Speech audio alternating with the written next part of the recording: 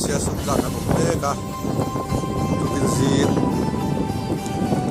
na ru over khan sership kalin dar khat vela sership te kan soa sum tang min an lo soi thin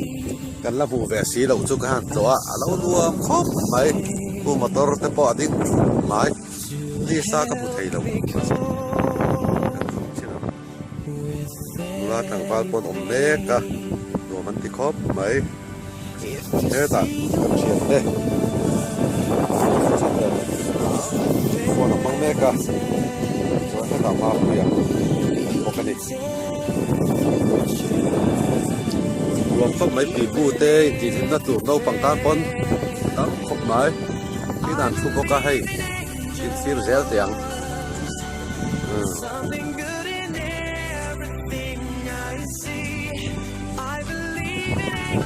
mà bây giờ chuông trên hàng tia chuông về cái này chuông là khóc phải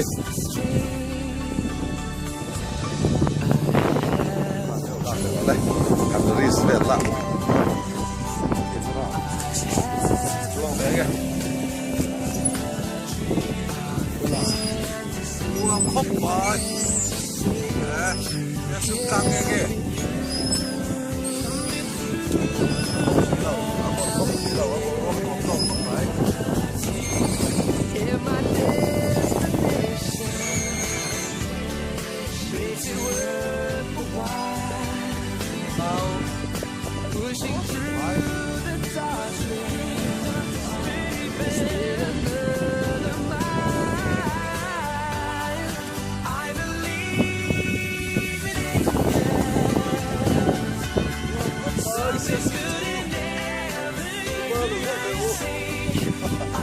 không phải mà gọi luôn support đi là kim ra kìa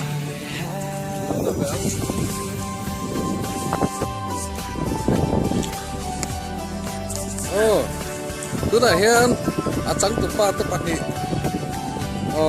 starting and co starting 10 anh post real me kan di advance palai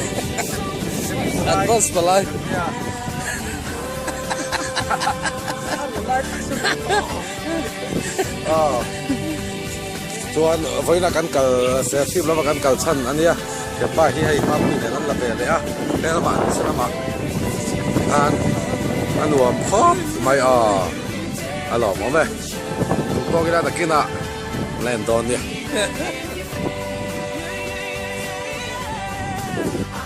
nói chuyện bay thì xe sụt lang tăng chuan căn hộ thảm mê cả dar li là lâu đâu à dar cũng lệ mi sầm nga bằng nga anh nhỉ xe sụt trái căn sụt thà đô na căn sụt thảm mê cả cũng đã cũng cần một toro anh nhỉ chuan arem chan chuan vi fang tang ma kan la cholanga hian te ko chu le ka ki sang e voi chu ra ka tian sa ra tuang boka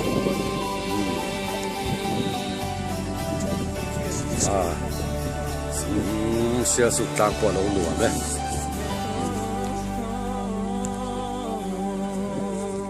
bui fang tang kan thleng le chia mà bây pon mình còn là cá đi bỏ hay cá lạc mẹ cá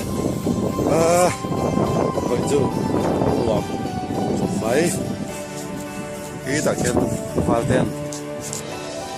mọi đường rinh xe là khai à phang tang anh ấy luộc khóc phải có sao motor cần đã zoom block này hay cần motor anh ấy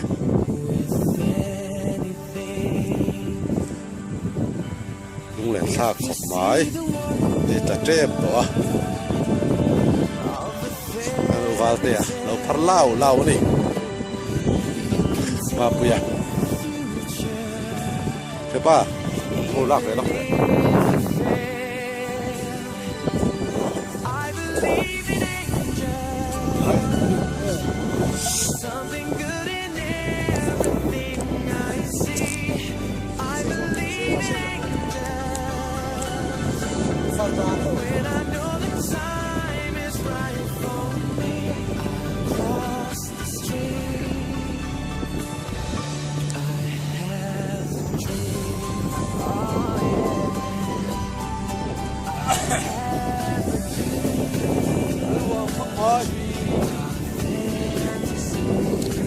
nuam tak ani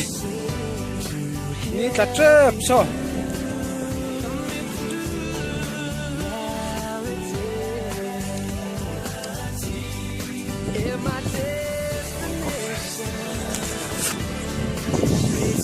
Papa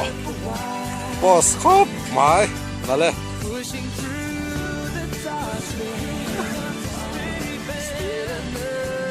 boss lete okay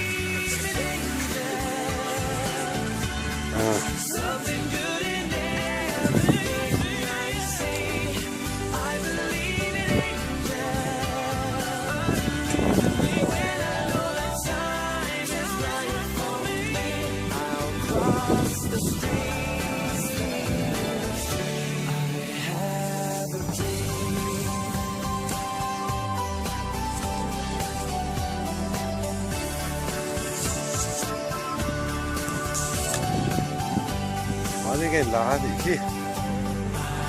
buồn khóc này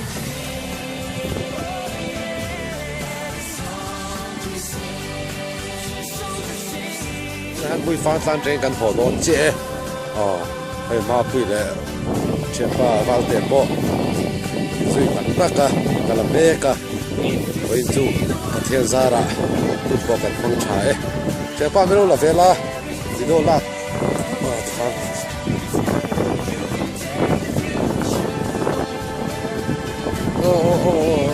hey ma puya kalpe to lowa anin potha a le ta hui fanga nuam ka til pahan nuam ta ka moi chu hetan ma puya ka pan le ka ni action avant thằng thầy trép tận thầy mê cả cho các bạn hay nếu tôi làm thầy to lâu đi là to